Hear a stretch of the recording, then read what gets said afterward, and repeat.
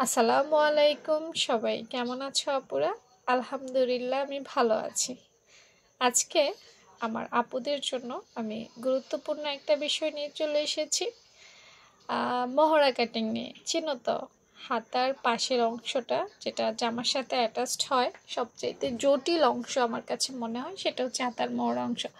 দেখো, আমি ডিজাইন খুব কম তোমাদেরকে দেখাই। ডিজাইন তো তোমরা ইউটিউব দেখেই শিখতে পারবে, কিন্তু এই যে কাটিং স্কিলগুলো এগুলো কিন্তু খুব গুরুত্বপূর্ণ বিষয়। একটা জামা পারফেক্ট হওয়ার জন্য খুব গুরুত্বপূর্ণ, বোঝোই তো। তো আজকে আমার আপুদেরকে আমি একটা মোহরার কাটিং স্কিল দেখাবো, একদম পারফেক্ট কাটিং স্কিল, রেডিমেড। আচ্ছা, 38 সাইজের দেখাই। হ্যাঁ, অনেকে বলো না আপু কিভাবে সেলাই কাজটা শুরু করব, কিভাবে প্র্যাকটিস করব। আসলে এই ক্লাসগুলো কিন্তু প্র্যাকটিসেস ক্লাস। 38 সাইজের দেখাবো, এটা বাসায় বসে প্র্যাকটিস করে ফেলবে। যখন 38 সাইজের জামা বানাইতে যাবা তখন এটা অ্যাপ্লাই করবা, ব্যাস এতটুকুই। তো 38 সাইজের একটা জামা বানানোর জন্য আমরা বহরা সর্বোচ্চ 7 নিতে পারবো। কত নিতে পারবো? সর্বোচ্চ 7 নিতে পারবো। এই যে সর্বোচ্চ 7-এর বেশি নেওয়া যাবে না। 7 নিলাম, এই যে দেখো 7 লেখা আছে। হ্যাঁ, তারপর আমরা এই সাইডে একটা দাগ দিয়ে নিলাম। আচ্ছা, সর্বোচ্চ 7। দেখো, তোমাদের যদি হাত একটু মোটা চিকন হয় তার উপরে কিন্তু কম বেশ করতে হবে। মনে করি এই যে আমার হাত দেখতে পাচ্ছ, চিকনা না? হ্যাঁ, তা আমার জন্য 6.5 নিলে চলবে। আবার আপু আছো না একটু মোটা, 7 নিবা, তবে 7-এর বেশি বাড়ানোর প্রয়োজন নেই। হ্যাঁ, মোহরা কাটিং করার অনেকগুলো বিষয় আছে যেগুলো আস্তে আস্তে বুঝতে হবে। দেখো, মোহরা কাটিংয়ের পূর্বে একটা জিনিস আছে, এখানে আধা ইঞ্চি কাট ডাউন হয়। কাট ডাউনের সূত্র জানো তো? নাইলে পেজ থেকে দেখে নিও। এই আধা ইঞ্চি পরিমাণ কিন্তু আমাদের কাট ডাউনে চলে যায়, মানে এতটুকু কিন্তু আমরা কেটে ফেলে দিই। তারপর এতটুকু কিন্তু আমরা সেলাই করি না? হ্যাঁ, এই জিনিসগুলো বুঝে নিও। আচ্ছা, এখন আসো, আমরা তো মোহরার একটা মাপ নিলাম। এখন আমরা ইচ্ছে মতো বাঁকা দাগ দিলে এটা পারফেক্ট হয়ে যাবে না রে আপু।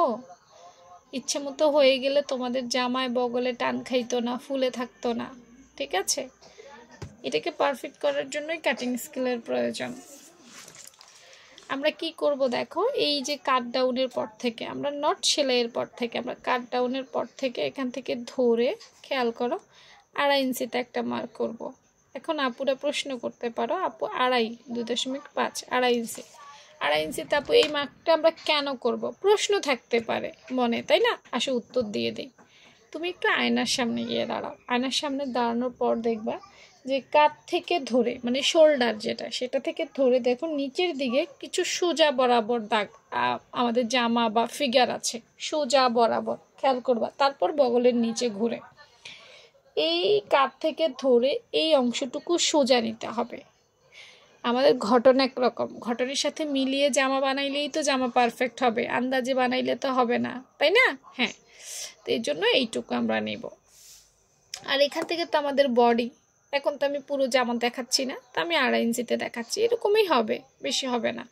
2.5 ইঞ্চিতে যাচ্ছে, বা একটু এদিক সেদিক হবে, এগুলো করা যাবে, সমস্যা নেই। এখন দেখো, আমরা এখান থেকে এখানে চাইলেই কিন্তু একটা রাউন্ড শেপ দিতে পারি না। তোমরা হয় বেশি দিয়ে ফেলো বা কম দিয়ে ফেলো, এতে করে বগলে হয় টান পড়ে, না হয় কাপড় বেশি থাকে, তাই না? পারফেক্ট হচ্ছে না। কিন্তু কেমনে পারফেক্ট করবা, চলো একটা মধ্যবিন্দু তৈরি করে দেই, তাহলে তোমার জন্য একটু সহজ হবে। এভাবে একটা দাগ দিবা। হ্যাঁ, দাগ দিয়ে খেয়াল করো, আমি এখানে 1.5 ইঞ্চিতে দাগ দিচ্ছি। কত ইঞ্চিতে দাগ দিচ্ছি? 1.5 ইঞ্চিতে দাগ দিচ্ছি। এই যে দেখো, 1 আধা 1.5। হ্যাঁ, তুমি একদম 1.5 দিতে হবে এমন কোনো কথা নাই। তোমার 1 সুতা পরিমাণ যদি কম হয় বা 1 সুতা পরিমাণ যদি বেশি হয়, খুব একটা ঝামেলা হবে না, হতেই পারে। আমি যদি এখন আরেকটা কাটি, আমার কিন্তু আরেকটু বাড়বে বা কমবে, বুঝছো নি?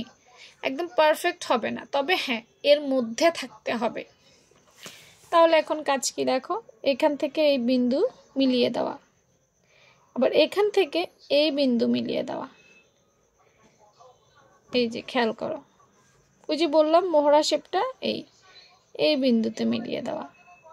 হ্যাঁ, একটু এদিক একটু সেদিক, নট প্রবলেম, ঠিক আছে, নো প্রবলেম। বাট বেশি হইলেই ঝামেলা।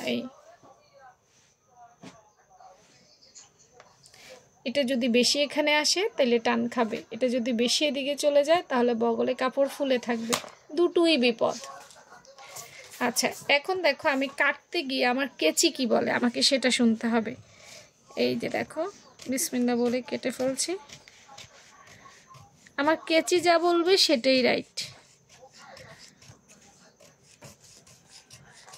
এই বিন্দুতে মিলে এবার আমি উপরে বা নিচে যাই। এই দেখো এই হচ্ছে আমার মোহরা, তবে আমার কাছে মনে হয় যে পারফেক্ট হয়নি, এইখানটা আরেকটু ডিপ হইলে ভালো হইতো, কি বলো তোমরা?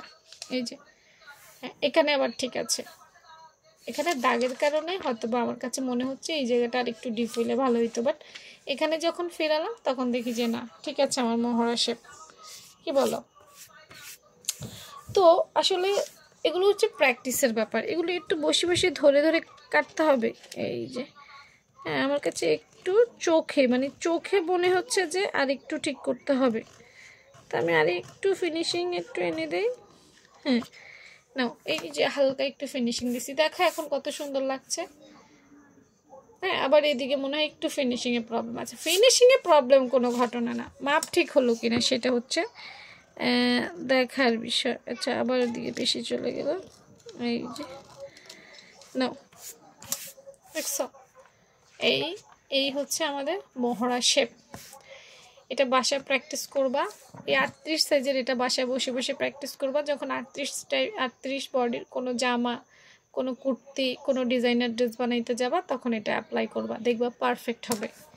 এই দেখো এখানে কিন্তু কাট ডাউন আধা চলে যাবে, এটা কিন্তু সেলাইয়ে চলে যাবে, এই বাদ বাকিটা আমাদের টিকবে। হ্যাঁ এইটা এই যে টিকবে, হ্যাঁ একটু এদিকে একটু সেদিক নট প্রবলেম, নো প্রবলেম, ঠিক আছে যেটাই বোঝো। তো ভালো থেকো সবাই, আল্লাহ হাফেজ।